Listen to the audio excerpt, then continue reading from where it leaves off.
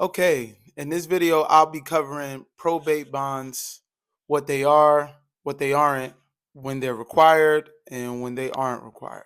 Now, bonds are required by the county courthouse for individuals appointed to manage a decedent's estate, right? Now, why do you need to get bonded?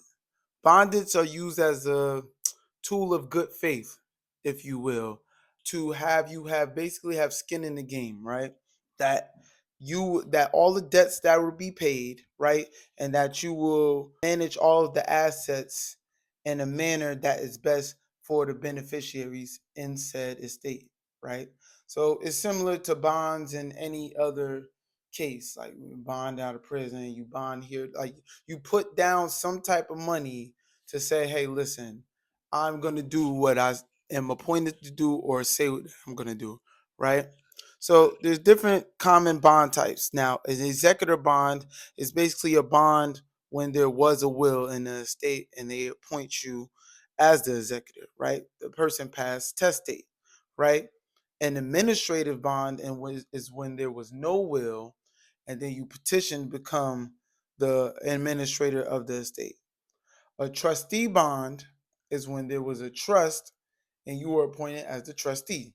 So the different type of bonds are based on the decedent's afterlife planning or lack thereof, right? So now there's a couple cases when a bond is not required. And again, just a disclaimer for this video, I'm not an attorney.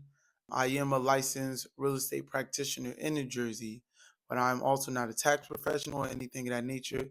This content is for educational purposes only for my clients that I'm working with now and my future clients. Now, a bond is not required when the estate valuation comes in under 20,000, right? Now, there's also cases where you could petition the court to reduce the amount, the bond, and also sometimes waive the bonds fee. Now, a lot of time the bonds, from what I understand, right, and me trying to like read the, the rules of different counties, right, and just handling the probate in New Jersey, bonds are based on your credit. So again, credit is always good, right? And then based on how much the estate is worth will also increase the amount of the bond that you got to put down, right? Now, also, the decedent has a surviving spouse and they have no children or parents who are alive. That is another time where a bond wouldn't be necessary or a bond wouldn't be required, rather. Now, also, if all of the heirs and the beneficiaries in the estate kind of say like, okay, yeah, we don't need a bond. We know you're going to take care of the estate to the best of your abilities. That's another time where a bond is not needed in New Jersey, right? Another instance is when you can. There was one more instance that I'm trying to remember where you don't need a bond when there's no when you're a surviving spouse. There's no family, there's no parents alive, and then there's no children. You don't need a bond.